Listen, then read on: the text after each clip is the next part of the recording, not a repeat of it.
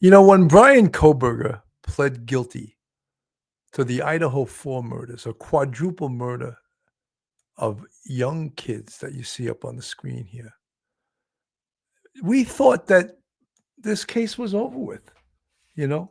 We thought that he had pled guilty and we wouldn't have to hear any more from this man ever again. But that's not the case. Apparently, prison inmates have more rights sometimes than free people, you know? And we remember so much about this despicable thousand-yard stare PhD student who would have been a would-be serial killer, is now known as a mass killer, killed 4 innocent young students, right? Kaylee Gonzalez, Madison Mogen, Ethan Chapin, and Zana Kernodle. And forever they will be dead. They will never be coming back. They will never get to hug family members. They will never get, in the case of the girls and Ethan Chapin, have their own children, get married, have their own children, have a career. All of that was just taken from them by this savage, Brian Kohberger, who we followed this case from 11/13/2022 to almost exactly 3 years. 3 years. And then now we hear him complaining about the conditions in the prison that he's in. Prison nightmare begins, Kohberger. I'm going to say something very blunt. I don't give a shit how they treat him in prison. He took the lives of these 4 kids, Kaylee Gonzalez, Madison Mogen, Ethan Chapin, and Zana Kernodle. Cut them short. And in my mind, he's guilty as hell. I know there was a lot of pro-Berger people out there that didn't think he was guilty, but he's guilty as hell. And I'm glad that he is going to spend the rest of his life in prison, because that's where he belongs. And do I care that other prisoners are harassing him? That's why they call it prison. That's why they call it jail. That's why they call it incarceration. And the other possibility in this case was death by firing squad. And this ballsless piece of shit here, who you see in this picture, I'm sorry, I get very emotional talking about this guy, who was coddled probably his whole life. He's complaining about prison. He doesn't like prison. There's not enough freedom there. He doesn't like the bananas. He doesn't like how the other prisoners treat him. But when I think and I hear about his complaints, you know what I think about? I think about these 4 kids. Kaylee Gonzalez, Madison Mogen, Zana Kernodle, and Ethan Chapin. That's like a mantra. Keep repeating that in your mind when you hear this person he's really a savage, an animal that could do that to people. Didn't even know them, right? Didn't know them, but took their lives. There's nothing worse. Well, there's a lot of bad things on this earth, but one of the worst things that could ever happen is that you take someone else's life. You take someone's life from them. You steal their life. And that is one of the worst things on this earth, that this individual was allowed to take the lives of these kids. And I will never forget that. And when you hear him crying about his life in prison, oh my God, Kohberger, are you kidding me? You've got to be kidding me. And anyone now that feels sorry for him, go visit him. If you feel so sorry for him, go visit him in prison. I would rather think of these 4 kids, Kaylee Gonzalez, Madison Mogen, Zana Kernodle, and Ethan Chapin. for a man who spent years studying the minds of criminals. You'd think he would have seen this coming. Bryan Kohberger, the criminology PhD candidate who murdered 4 college students, is reportedly hitting his breaking point in prison. But it's not the weight of his crimes or the 4 life sentences he's serving. No, according to reports, the man who horrified a nation with his meticulous planning is being psychologically dismantled by something almost absurd: the quality of the prison's bananas. Oh my God. They've got to do something about that. They've got to get better quality bananas so Kohberger, the murderer, doesn't lose his mind. We don't want him to lose his mind. Have them get better bananas for this guy, you know? Think of what, besides the murders, think of what he's done to the families of these young kids, right? Ethan Chapin, Kaylee Gonzalez, Anna Kernodle, and Madison Mogan. The families must get up every single day and think about the loved one they've lost. Think of the town of Moscow, Idaho. Will that town ever be the same? Will the University of Idaho ever recover? And I don't care about that university as a business, as an entity. I'm talking about the town and the trauma that they were put through by this savage here, who was given every presumption of innocence. And covering this case, how all the people sided with him, this quadruple murderer, and saying that he deserves due process. Of course he deserves due process. Every American deserves due process. But I say on this show, this is true crime from a police perspective. So folks, if you're not subscribed, hit that subscribe button, hit the like button, share us with your friends and family, make lots of comments. And if you want to join us, we have a Patreon with 4 different levels, and we have a YouTube channel membership with 5 different levels. You can become part of the Police Off the Cuff Real Crime Stories family. That's simply joining us. Until then, hold on to your hats, hold on to your loved ones, hold on to your friends, hold on to your service dog, hold on to that cup of coffee. You're about to enter true crime from a police perspective. You're about to enter the Off the Cuff Zone, the Police Off the Cuff Zone.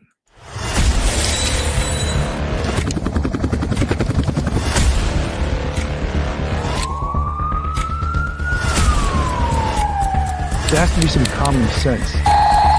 They were the ones who called 911 to get him help, and now they're calling for change.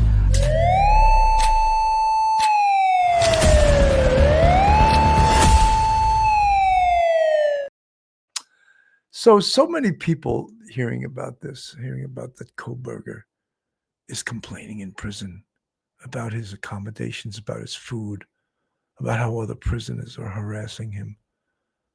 I wonder if there's anyone, I'm sure there are those, there are the Probergers, that feel sorry for him, that really want things done. Look, if he's threatening to take his own life, the prison guards, the prison officials, they have to do something about it. They have to protect his miserable life. They can't allow him to take his own life. But I have very little sympathy for this quadruple murderer, confessed quadruple murderer. This is Ashley Banfield from News Nation. We have been following the predictably rocky start to Bryan Kohberger's new life inside Idaho's maximum security prison.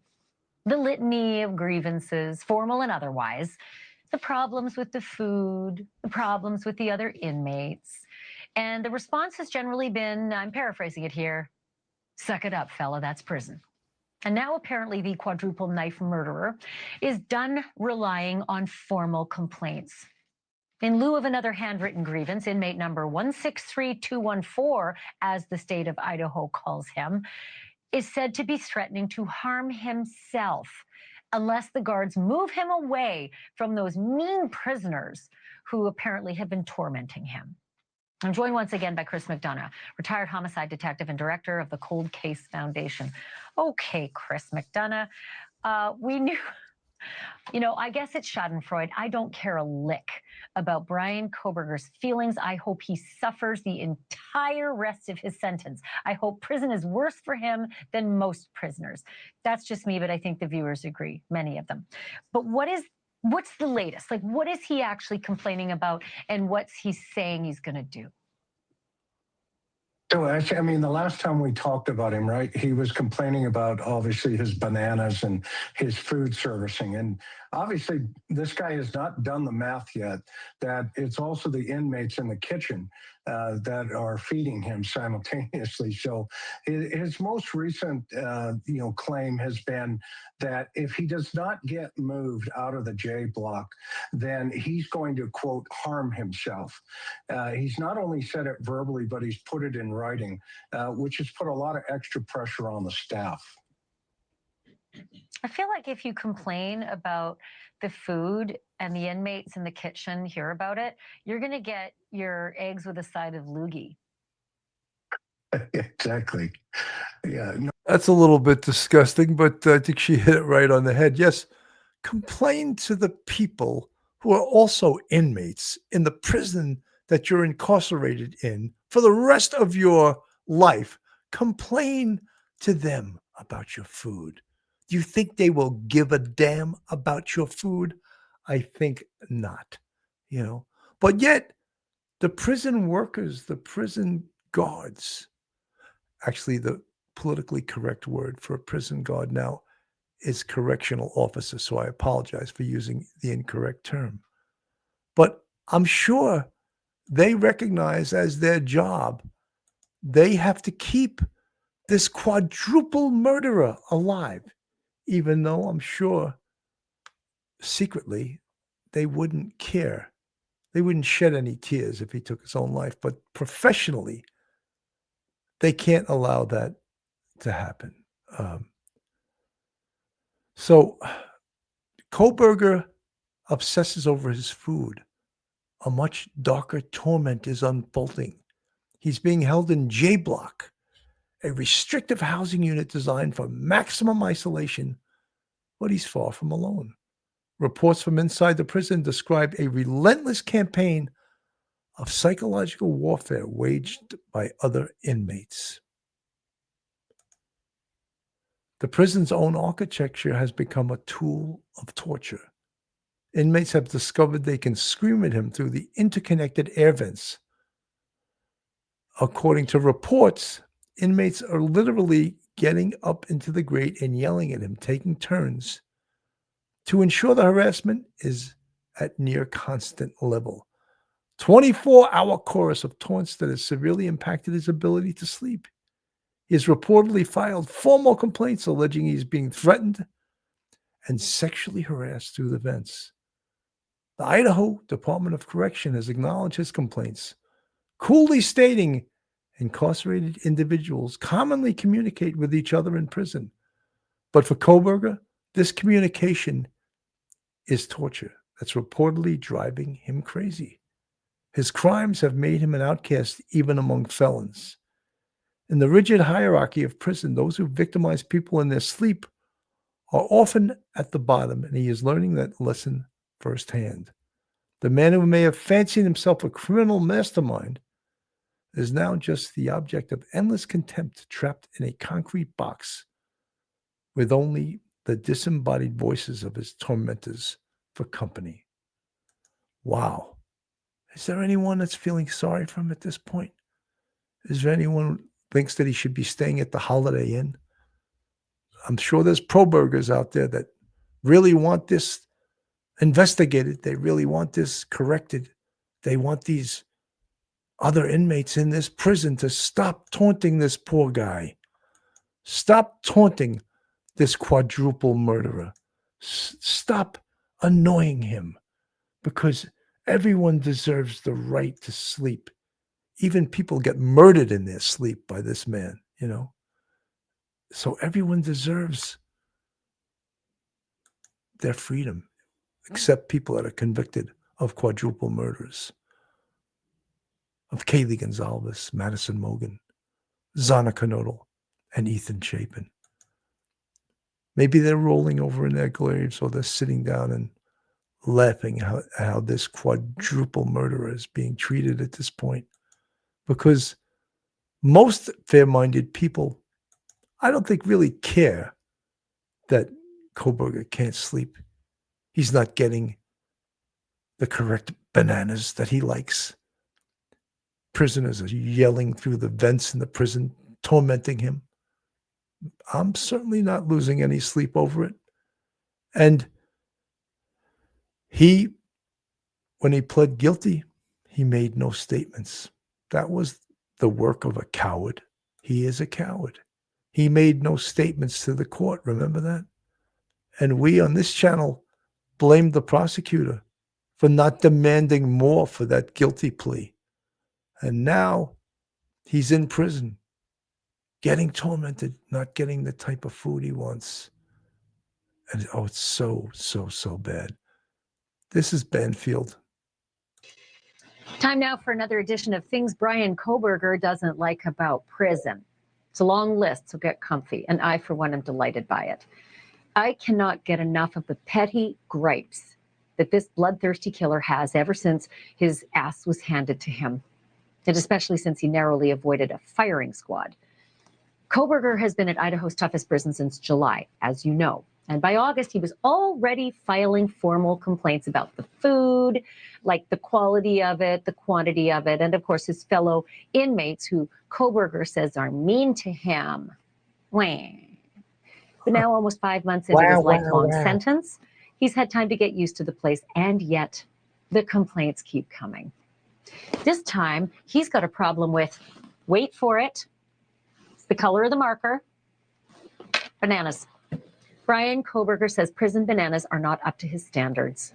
Of course, he is far from the only inmate, infamous or otherwise, to complain about the prison food. The Unabomber himself, Ted Kaczynski, once complained to food services at the Supermax that his hamburger was undercooked. Chris McDonough is a retired homicide detective and director of the Cold Case Foundation, and he's got his ear to the wall of Kohberger's prison. And he joins me now with everything that he's been hearing. I suppose I shouldn't say I can't believe this, because I can't believe that human walked the earth with us. What was wrong with the bananas, did he say? You know, Ashley, you can't make this stuff up, right? I mean, here this guy commits a quadruple homicide. He gets a 4-term, sentences. And now he's telling the staff that, hey, these aren't the type of bananas that I like. And I don't know if they have bruises on them or what the circumstances are in relationship to the bananas. But, it's interesting because at this prison, they call their inmates residents. But I don't know if he really understands, that being a resident where he is at, you don't get to pick and choose what you eat and how you eat it. It reminds me of, like the commercials for the fast food restaurants, have it your way. Remember that saying? Have it your Burger King, I think it was. And McDonald's, hold the pickles, hold the lettuce. Special orders don't upset us. I don't mean to do a McDonald's commercial. I'm just saying, it's like, does he believe that stuff, that you're in prison and you can complain and they're going to rectify your complaint by doing things that you like, things that you bananas? You don't like the bananas? Yes, we now have bananas, unbruised bananas today. It's just incredible. So, folks, again, hit that subscribe button, hit the like button, share us, make lots of comments. This is Police Off the Cuff. And now a word from our sponsor. FanDuel's got an offer you don't want to miss this NFL season. New customers can bet just $5 and get $300 in bonus bets if you win. That's right. Pick a bet $5, and if it wins, you'll unlock $300 in bonus bets to use all across the app. You can build parlays, bet player props, ride the live lines, whatever your style. FanDuel has you covered. The NFL season is here. The only question is, are you ready to play? You must be 21 years or older and present in select states for Kansas and affiliation with Kansas Star Casino, or 18 plus and present in D.C., Kentucky, or Wyoming. First online real money wager only. $5 first deposit required. Bonus issued as non-withdrawable bonus bets, which expires 7 days after receipt. Restrictions apply. See terms at sportsbookfanduel.com. Gambling problem? Call 1-800-GAMBLER or visit fanduel.com/RG. Call 1-888-789-7777 or visit ccpg.org/chat in Connecticut or visit mdgamblinghelp.org in Maryland. Hope is here. Visit gamblinghelplinema.org or call 1-800-327-5050 for 24/7 support in Massachusetts, or call 1-877-8-HOPE-NEW YORK or text HOPE New York in New York. So, folks, this whole complaining thing, there are probably people out there that don't remember these four people. And I'll keep saying their names: Kaylee Gonzalez, Madison Mogen, Zana Knodel, and Ethan Chapin. They were the victims of Bryan Kohberger, who's now complaining about his bananas in prison and about how he's being treated in prison. There he is next to Kaylee Gonzalez in this thumbnail up on the screen. That's the only thing important to me, is the victims and the people left behind and the people who suffered at the hands of this monster. So he can complain all he wants. And I don't think, other than allowing someone to hurt him or allowing him to hurt himself, I don't think the prison should really entertain his complaints. Again, this isn't the Waldorf Astoria. This is a state prison. And you earned your cell space at this by taking the lives of 4 young people. You had no right to take the lives of 4 young people. This is from Court TV. Welcome back. It was November 13th, 2022. Students at the University of Idaho were looking forward to the Thanksgiving holiday. And then the unthinkable happened. Detectives arrested 28-year-old Bryan Christopher Kohberger on a warrant for murders of Ethan, Zana, Madison, and Kaylee. He was stalking them. He was hunting them. You could tell there was something off about him. A quadruple homicide in Moscow, Idaho. It's just unheard of. This is our home. This is our university. This is our community. These murders have shaken our community, and no arrest will ever bring back these young students. This was a violation of everything.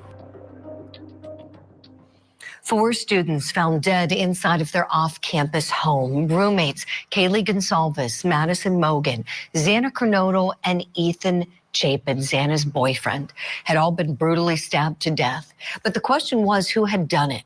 Well, police in Moscow, Idaho spent the holidays piecing together the crime and searching for the killer. Bryan Kohberger was finally arrested on December 30th. He's now serving 4 life sentences in an Idaho prison with a target on his back. Apparently, the other prisoners don't like him very much.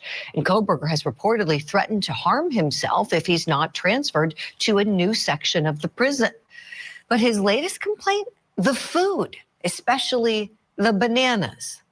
Let's talk about this. Let's bring in criminologist, author, and professor at St. Thomas University, someone who's followed this case from the very beginning, Dr. Debbie Goodman. Good morning, Dr. Debbie. Always wonderful to see you. And I know you're thinking about these victims, as you always do. This was a crime that wrecked their holidays and the lives of their surviving family members, you know, for forever. I mean, this just, the way these families were put on, you know, pins and needles from the 13th all the way into the new year. I'm sure this time of year, it's probably just awful for them to have that reminder. Your thoughts, please, Doctor. Yes, Julie, good morning. I agree with you. I think in this case and other high-profile cases of mass murder, serial murder, these killers are so intentional, Julie, about the day, the date, so no doubt about it. He intended to do this during Thanksgiving, Christmas time, the whole holiday period, which is such a favorite and favored time of year among people around the globe. But Julie, interestingly, I have another theory that we've not discussed in the 3 years about why he selected this date. And recall the savage slaughter of November 13th. But his birthday, Julie, Bryan Kohberger's birthday, is November 21st. I believe that he wanted to be a murderer by his 28th birthday, hence why he also took that disgusting, despicable selfie hours after. Wow. Dr. Debbie, I have chills. I have chills hearing you say that. You know, and here's what's interesting. Recently, a law enforcement officer close to the case investigation has said that Bryan Kohberger is apparently reaching out to other serial killers from the prison. I'm sure that doesn't surprise you. Right. I believe what that speaks to, Julie, is again these words that we know describe him, the grandiosity, the narcissism. This individual has just such an inflated sense of self that he's almost taking pride and pleasure in being among this despicable club of killers. So I believe he walked into this maximum security prison thinking he's some type of VIP inmate that other inmates will bow down toward and respect. But quite the contrary, particularly with your other statement about his complaints about food. Right. What's that about? You know, I think it's just important also. The main dissertation here, if there is one, is us talking about how this quadruple murderer now thinks that he has the same rights inside a prison that he has being a free man on the outside. And the fact is, he does not. All right. You cannot make phone calls without someone listening to your phone calls and then being tape recorded. You cannot get mail without the prison officials opening it and reading it first. Right. You're not allowed to come and go as you please. You're in your cell for upwards of 22 hours a day. So having him talk about and complain about the food, the bananas, and that he's being taunted, again, he is a quadruple murderer. I certainly don't care, you know. And how is he going to get his way? Well, he's going to get his way by threatening to do harm to himself. You already did harm to these 4 individuals and a community and all of their families. You killed 4 innocent University of Idaho students, Kaylee Gonzalez, Madison Mogen, Zana Kernodle, and Ethan Chapin. Their families will forever be tortured by this fact. And to have you have the gall to complain, no one cares. BK, that's how you, or your inmate, the number they refer you to as 163214. That's how you should be referred to. And the best thing, of course, was Kaylee Gonzalez's sister, who gave the best impact statement I've ever heard and reduced you to the little wee man that you are. You're a nobody. And you will always go down in history as a nobody. So for you to complain about your treatment in a prison, about the food, no one cares. No one cares that you're complaining about the food. No one cares, for the most part, that you're in your cell 23 hours a day. Maybe some pro burgers do, but I certainly don't. So, folks, that's our report for tonight. I just think that it sort of makes me feel good that he's going to spend the rest of his life in prison in a place that he's extremely unhappy. So, folks, thank you so much for tuning in. Again, hit subscribe, like, share, make comments. I'm Bill Cannon from Police Off the Cuff, Real Crime Stories. Have a great night, everyone, and God bless. One episode just ain't enough.